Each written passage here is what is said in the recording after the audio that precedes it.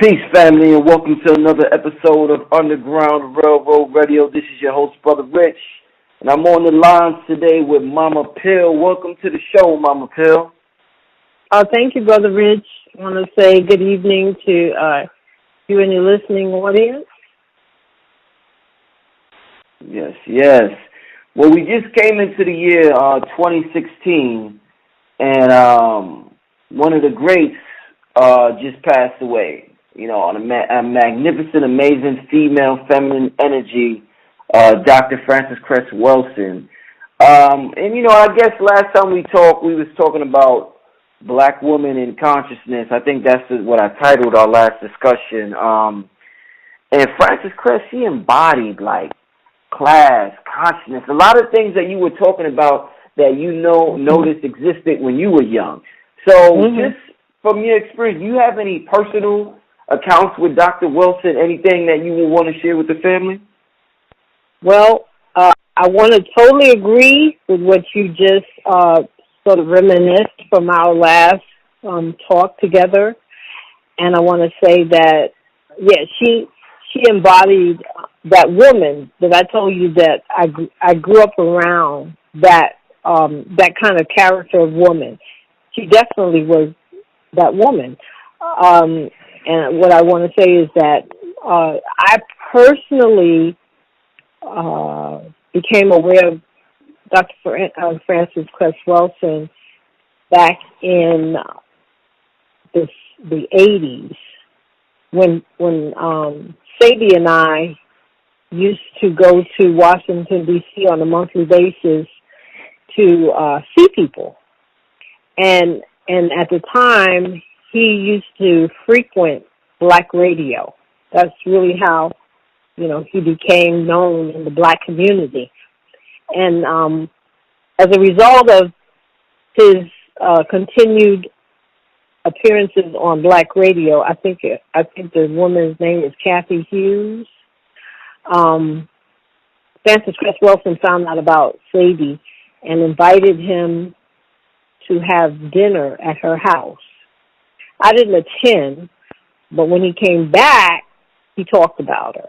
You know, how intelligent she was, how delicious the dinner was. You know, and they talked about many things with regard to the black community.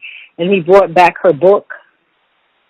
I believe he brought back her book, which he had, you know, autographed it to him. And so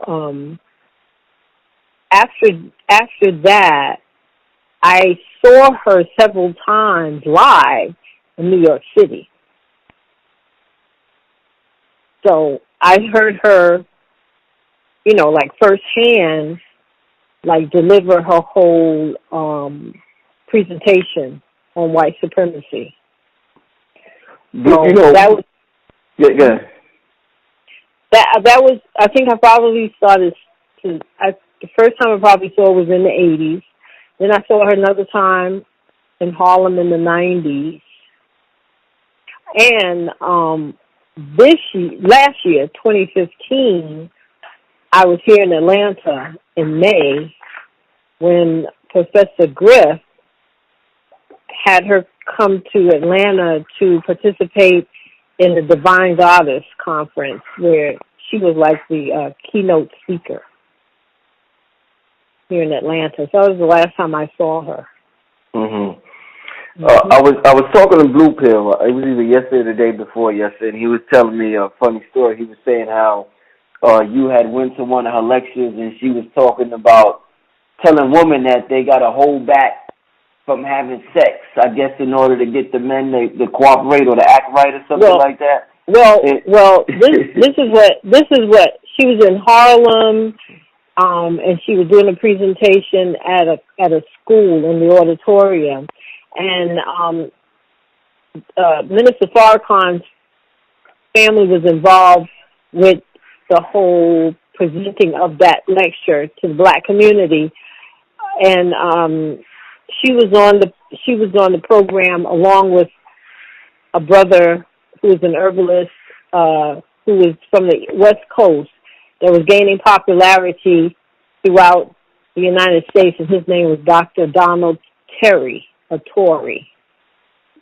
And I first heard him on Bob Law's show on WWRL. So they were both on that program that day. And so she gave her, she had the blackboard and she did the whole presentation about, the ball games and what they represented. Right. And then she went through the whole presentation, because basically her presentations were consistent. They basically were the same format over and over again. I mean, that's what she did. She basically, did that presentation. And so somewhere along the end of the presentation, she was talking about certain conditions, current condition in the black community that we had the power to do something about, and we had the power to change it, to not just keep talking about the statistics, but there were behavioral changes that we could implement immediately that could change the situation.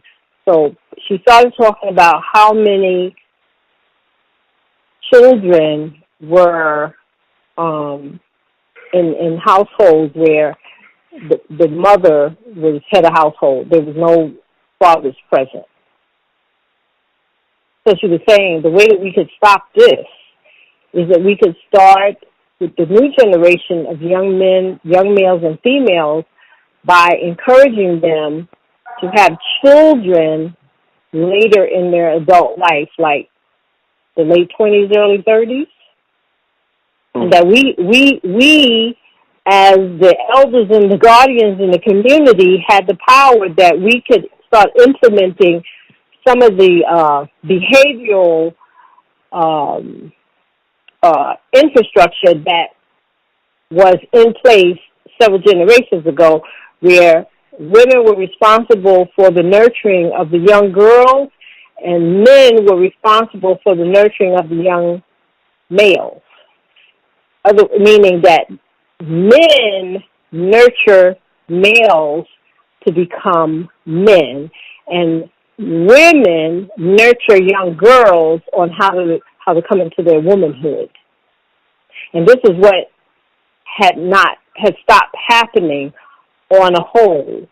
So she was saying that when we teach our young people that the values of what intimacy is, and males and females sharing their bodies together in sexual, loving ways, that we need to begin to start to teach the young males and females the value of what that is, you see? And that it's sacred. Mm-hmm.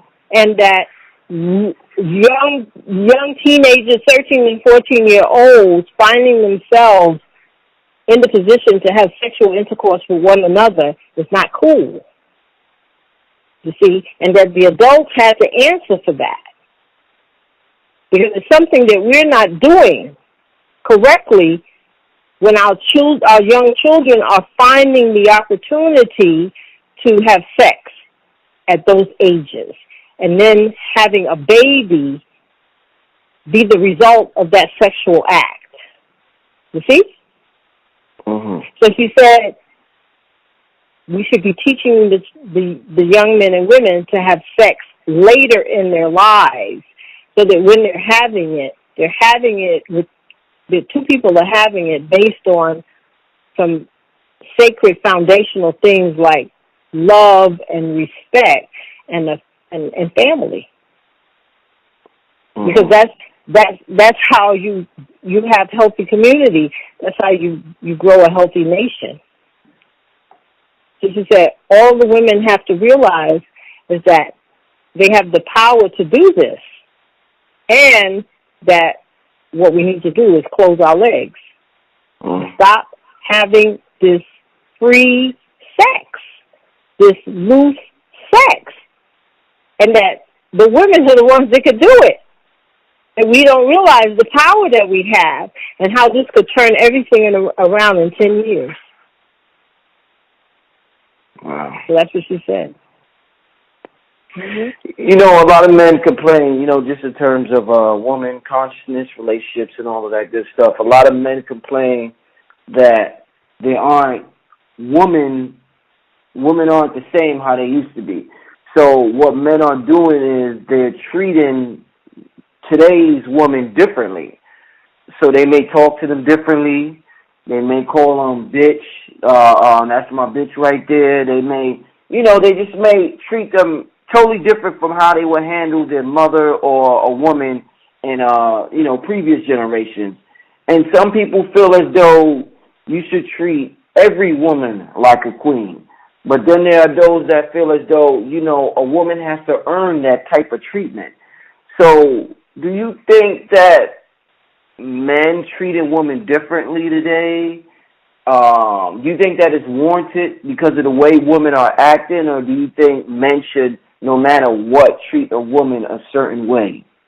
Okay. All right. Okay. Let's just go back to some basics, brother Richie, and see if I can answer the question just based on some basic, fundamental truths. Mm-hmm. Like, all men come into this world how? Through the woman. Their birth, through her vaginal canal, right? Right. Okay, that's an event that, you know, the birthing process works in the natural way it's supposed to. Or if that doesn't happen, then there's a cesarean and they remove the child that way. But they come into the world through the body of a woman. Now, at least about 99% of women, when a child is born, her whole mother instinct, feminine goddess instinct comes into play. And I'm using those terms meaning she's at her like highest height of compassion and love. Because what does she do? Whether the baby was intentional or not, what do all mothers do for babies? Male children.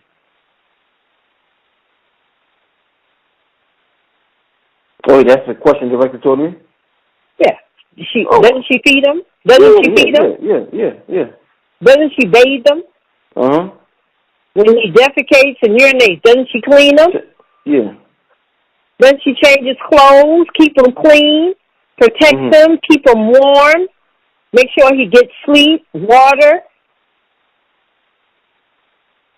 But this is the same woman that, you know, men will call a bitch.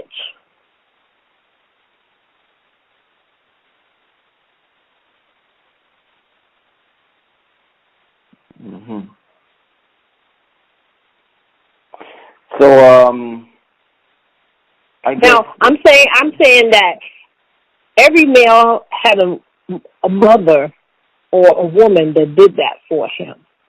Then when they grow up and they have children, they have a woman that does that for his children, even if he's involved or not. Mm-hmm.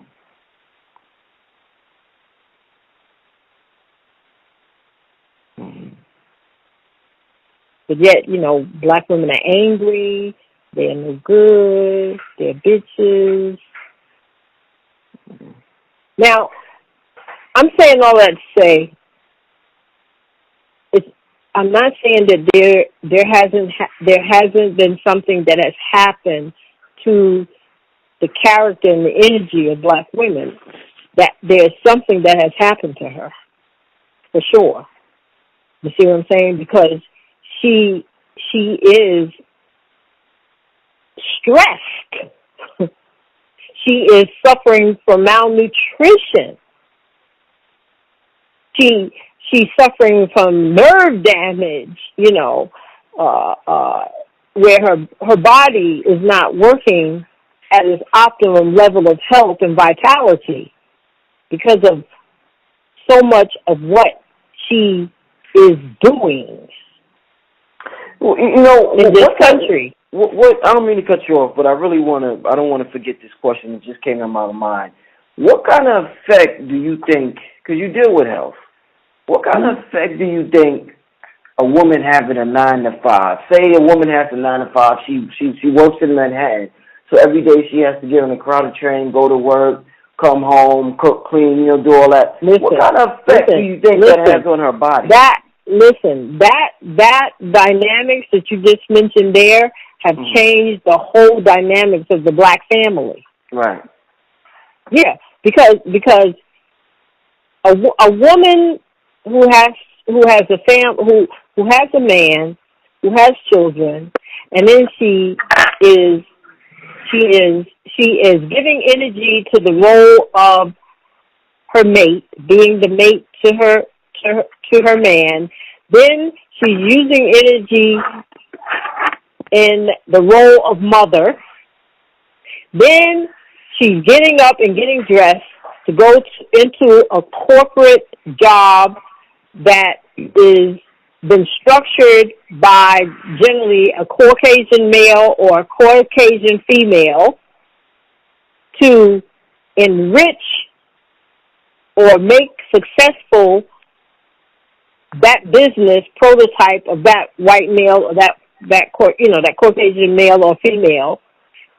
And then she gives a good 12 hours of her energy to that entity.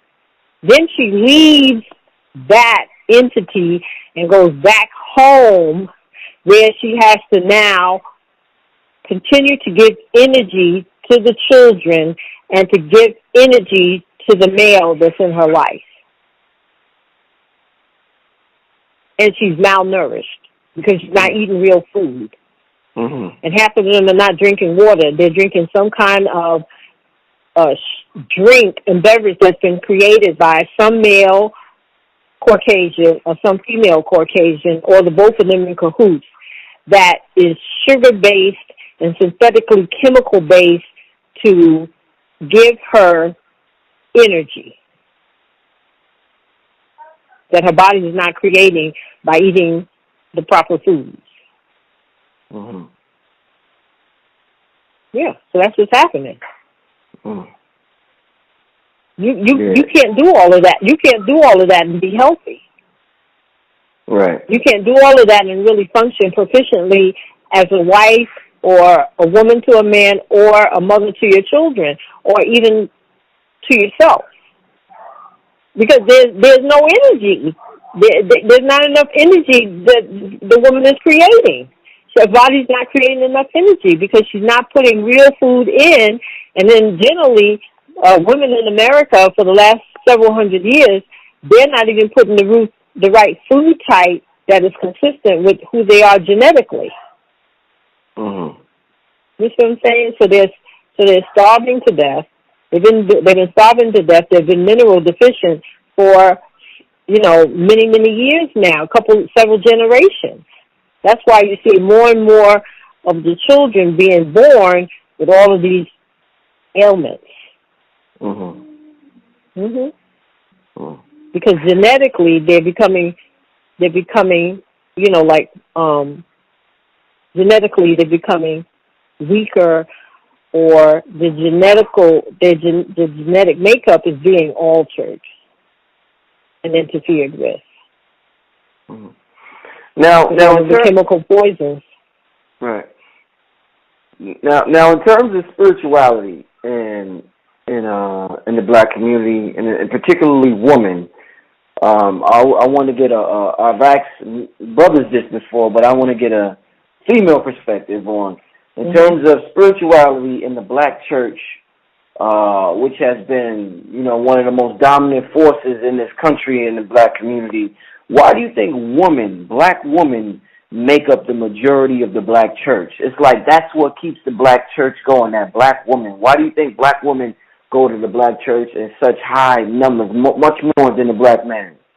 Okay, because, all right. Now I'm going to talk about, and I don't know, I may be jumping all over the place. You can let me know. Okay. This whole thing we're living in, this whole thing is set up is basically a man's world. All these institutions in North America around in many places around the world, all these institutional structures, all these edifices that we walk into, and we do all of these things, these rituals, and all this stuff we're learning have all been built by males.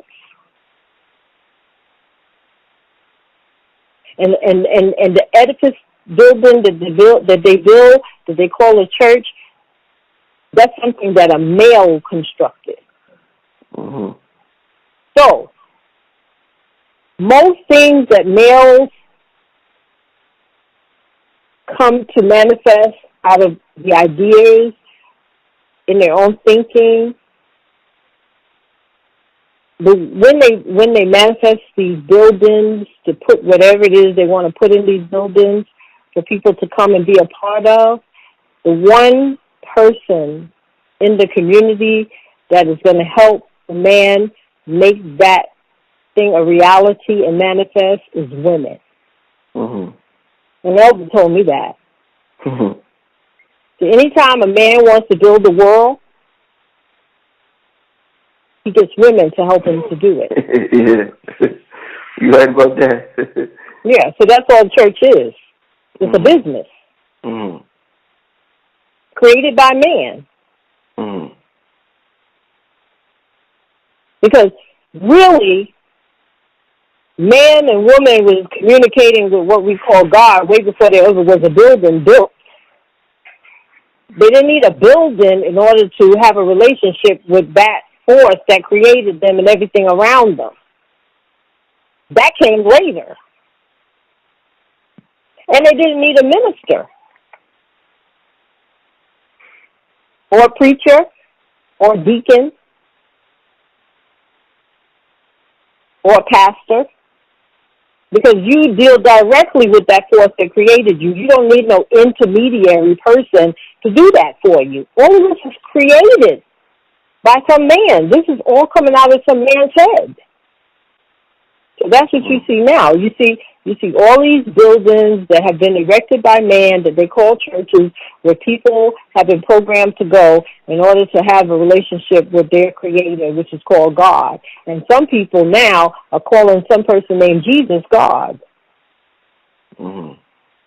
He's supposed to be the Son of God, but now people are calling. I hear Christians don't even mention God no more. They say Jesus is God. In the South, Christians say Jesus is God. I'm like, wait a minute. That don't sound right to me. Yeah. You know, that's just happened. Thinking about the conversation we had last time, and just you know, I guess if you reminisce on, you know, how your relationships used to be with, you know, with the elders, with your grandmother, or, you know, with people older than you. You think about relationships lasting a long time in the black community, and people saying, "Oh yeah, we've been together for 30 years. Oh, this is our 40-year anniversary," and things are just so different now. Where people can't make it. It seems 2 years, a year, and they're ready to get married and. You know, it's a big celebration if they make it 1 year. So what do you think? Do you think one man being, you know, when you get married, they say till death do us part.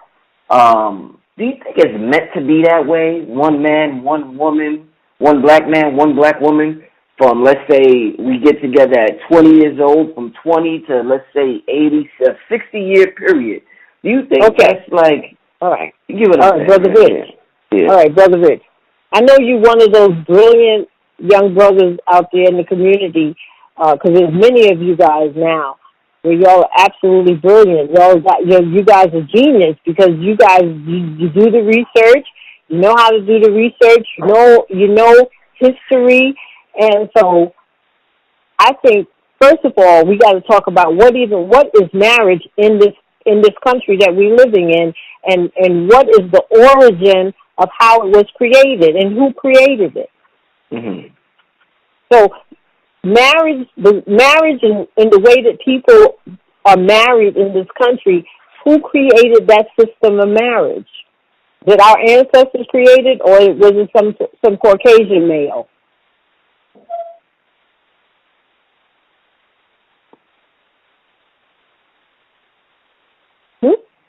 Oh no, Caucasian male. Yeah. I'm thinking. Oh yeah. So okay, we just gonna have a little bit of history. Okay, so marriage created by the Caucasian was based on what? The woman being what?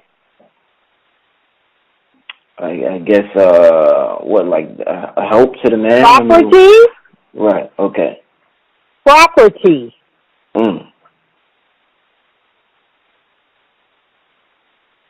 Where people married for business. I mean, just think about the so-called royal bloodline of Caucasian people. Why did they get married to one another? I guess to keep the money in the family. For power, and to keep a bloodline a certain pure, right? Mm-hmm. People back in Europe centuries ago did not get married for love. Mm-hmm. It was an arrangement. It had to do with power. So nothing changed when they came over here. The woman was property to the husband, like his house and his cow and his dog and his sheep. So now marriage in America, the whole concept of it, the way in which our people get married is not based on anything that our ancestors did. It's based on that system, because you go and you get a marriage certificate. It's based on their system of marriage and what it is.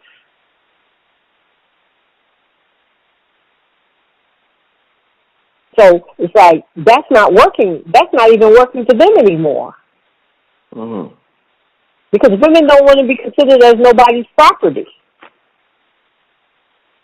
Not even Caucasian women are going for that anymore. So everything about marriage, in terms of how women of color get brought up as little girls to look forward to marriage one day to a man, is all based on that whole structure of marriage, that whole paradigm. Right? The white dress, the diamond ring, the church, the walking down the aisle. Isn't that what most of our people do? Mm-hmm. Yeah. And it doesn't work. It doesn't even work for the people who created it. So now, what do you think about, they say in ancient culture, you mentioned the word arranged earlier. Some people say that that's how it should be. There should be arranged marriages. Yeah. Well, listen to this. All right. So words, people hear words and they get all freaked out about words, because most people today, when you talk about arranged marriages, nobody can arrange no marriage for me. That's like, I don't see how people could do that. I'll never do that. But let's look at what that really meant. What it meant was you had two families that lived in a community. These two families would have children. The children would grow up as children, knowing one another, growing up together, becoming friends, having all kinds of adventures together, developing intimacy and love and respect for each other. Then the families would generally say, those two would probably, when they grow up, they would be good for each other as husband and wives, and they would really have a chance of a healthy family because they are friends. They have grown up together. We all know one another. So they push for those two people, those two children, to think that way in terms of the future with each other. That's more like what we're talking about people used to do. Because everybody knows everybody. Everybody respects everybody. The boy's family wants as much goodness for the girl as the girl's family wants for the boy or the young man. And that's not something that's old and obsolete, because there are other cultures that still do that. There are other tribes that still do that, and it works for them. But now, what if the couple isn't in love, but they're doing it for the village? No. I did say that they were in love, because I said when they grew up with one another, they developed the love for each other, but it was based on friendship. Right. Okay. You see what I'm saying? Mhm. Yeah. It's like think about.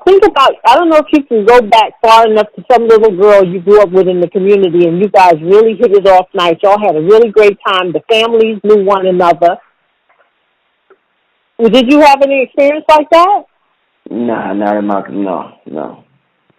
Okay. Well, there are many people who haven't had that experience, but there are many people that still do, and there are many, like I said, there are many tribes that they still have that experience. Like in India, there are people who have that. They still have that kind of thing intact.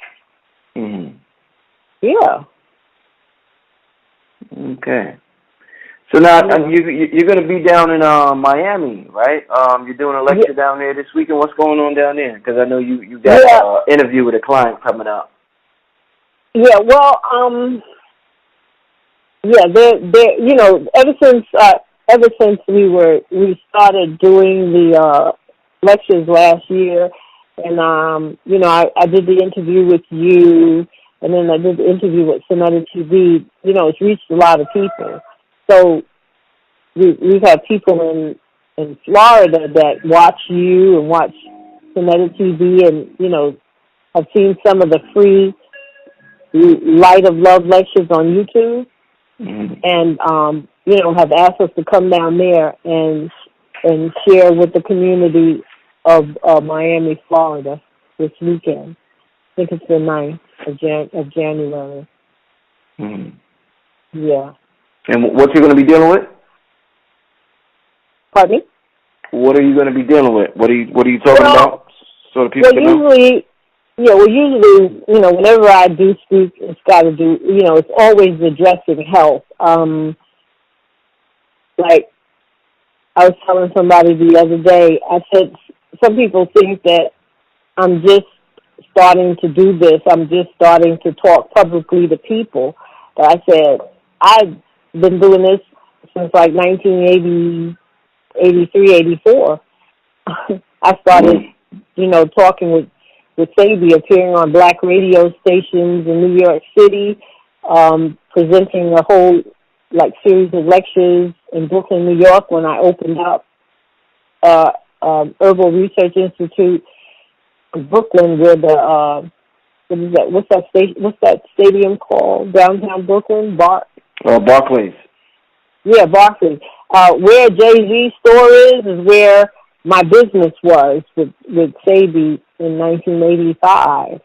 Mm-hmm. So, I've been doing this for a long time, and basically what I do is if I'm going to stand in front of people and talk to my people, I'm talking to them about what I know and what I have experienced myself, or what I've seen other people experience that works in our behalf, works for the best of our character, our health, spiritually, mentally, and physically.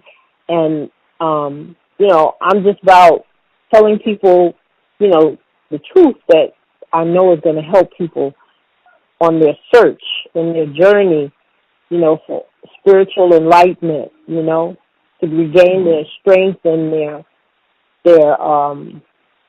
sense of direction, and their sense of, and their ability to live their life based on, being free to be who they are while they're here for this period of time that they're on this earth, living their life, as they say, having a spiritual experience in a physical body. Right. Yeah. Okay, sounds great. Won't leave your contact info so the people can hit you up and get in contact with you.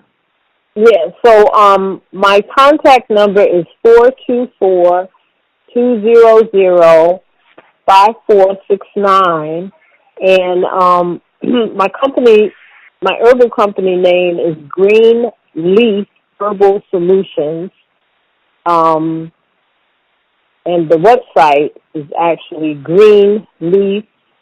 herbs.com, and I've been told that some people don't know what a hyphen is. They should know. I know, but no, you'd be surprised. People say they don't know what it is. It's a dash. I was like, you can't be serious. People don't know what a hyphen is. So anyway, if that's confusing for people, then they can email me at greenleafherbs@gmail.com, and then just send me an email saying, just send them the email, the website address, and I'll just make sure I do that. Okay. Okay, sounds great. Don't forget, y'all. I'm gonna put up the flyer when I upload this video, y'all. So if you're in the area of Miami, check it out. Go check out Momma Pill and the rest of the pills. Yeah. They're gonna be doing their thing down there. But I want to thank you. We didn't talk this long. I know you got an appointment. But next time we talk, I definitely want to get that interview with you. Yes. Well, thanks, Brother Richie. And what I want to say to the family is, I always like to give some advice, of what we could do to, just get started in our healing, just as far as nutrition is concerned. And I say this most of the time because I find that when I do consultations for people, even though I've seen thousands of people since 1980, Brother Richie, I mean thousands of people. Wow. But you'd be surprised that when I speak to new people, you'd be surprised how many people still don't drink water. How many of our people don't drink water? I mean, it's mind-boggling to me. Momma Pill, one more thing before you get off the line. I think people think it's a joke when you say how important water is. People still don't.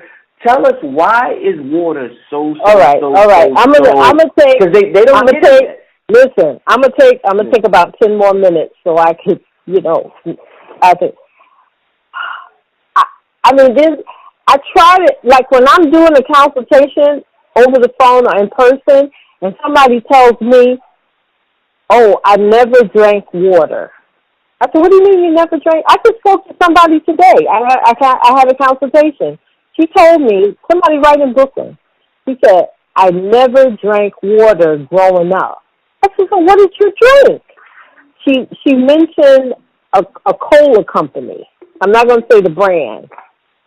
That she was addicted. That's all she drank. And she woke up in the morning and all throughout the day, at night. And then she said she realized that she was addicted. But then she would try to stop. She would go through withdrawals like if somebody was on drugs. And she got migraine headaches, cold sweats and everything. So then she would resume drinking it again because she couldn't take the withdrawal symptoms. Mm. Yeah. So I said to her, this is about 80% of your problem. The fact that you are severely dehydrated. All right. So then I spoke to a young lady recently, and I said, because we were talking about water, just plain clean water, not water that has been molecularly changed, like Cajun water, mm-hmm. the $4,000 machine water. Mm-hmm.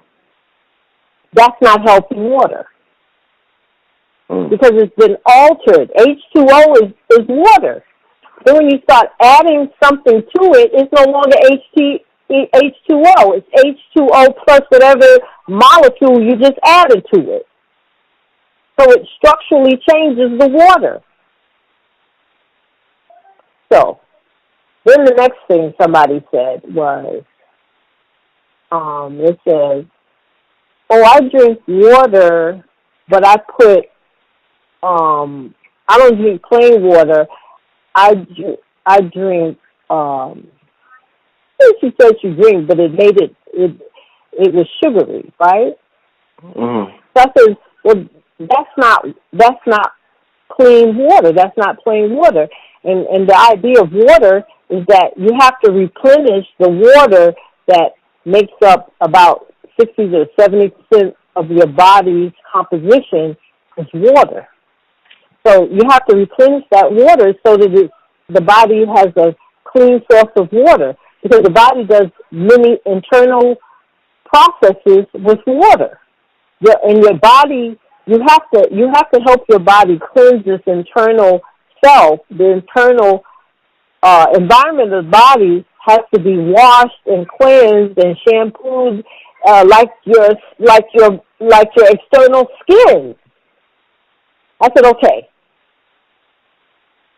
When you take a shower and when you take a bath, would you put like sugar in the bath water?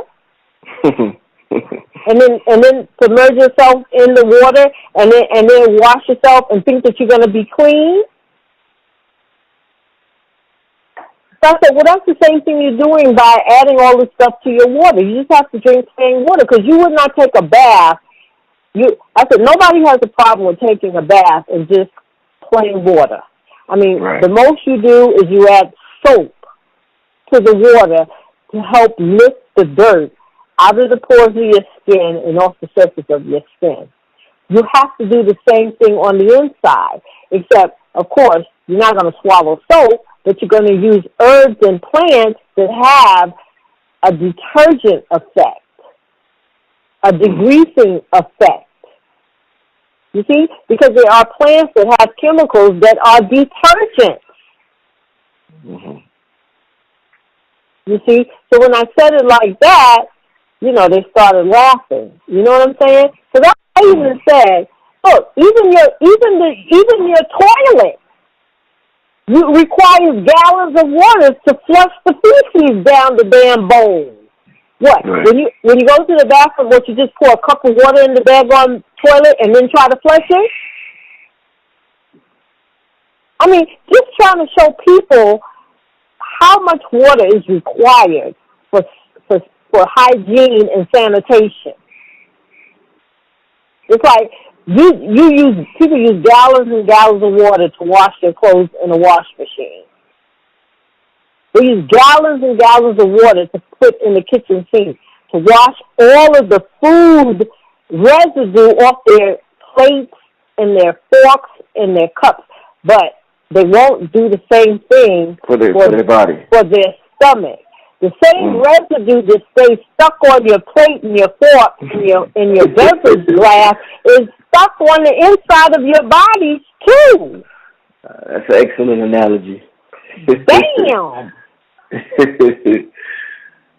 You know what I'm saying? So listen, I tell people too, I went as far as the 8th grade, so I kind of have a similar story as Sadie. I went to the 8th grade. I was a teenage mom. I never went back to school again. But damn, I used my common sense, brother Reggie, to figure a lot of shit out. You know what I'm saying? I don't need no PhD to tell you what I just told you. Pure observation lets me know that you need gallons and gallons of water in your body during the week in order for your body to be cleaning itself on the inside properly and proficiently. Otherwise, you're going to be dirty on the inside. So, a gallon of water a day is what people need to do in order to get themselves hydrated, to give their bodies a living chance to really clean itself properly. Because when your body gets, listen to this, Brother Richie, here you got all of these people going into Whole Foods paying almost $5 for an organic apple, right? And they all filthy on the inside. Mm-hmm. You know, it's like putting clean water in a dirty glass.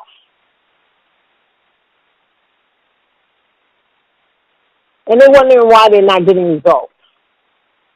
Good results. Right. Listen, you got vegans. You know what I'm saying? They're saying, like $15 for a plate of vegan food that probably only have a half an ounce of food on it. Mm-hmm. And, they're not sufficiently clean on the inside. So it's just basic things that'll make all the difference in the world. Real basic things. First thing is, put the right amount of water in your body, and also choose the right water to drink. What do you recommend I tell people, water from a real natural source. Like that Fiji water is coming from a natural source. Nobody's making that. They're just putting it in a bottle and putting a label on it and calling it Fiji water. But that's coming out of that's a natural water that's flowing that God created. No man is making that with a machine. I mean, to think that somebody came up with the idea that they were going to build a machine and tell the people that they can make a better water than God and then charge the people $4,000 for the machine. Damn. I'm in the wrong business. I'm in the wrong business. Oh, my goodness. I don't know if anything I said makes sense, but I try my best. No, definitely, definitely. Made a whole lot of sense. That analogy was perfect for people to get and understand. But like I said, I know you got this consultation. Once again, y'all, this is Underground Railroad Radio. On the lines with Momma Pill today. She's going to be in Miami this Saturday, so if you're in Miami, definitely check her and the rest of the pills out. This is Brother Rich, and we signing out, family. Peace. Peace.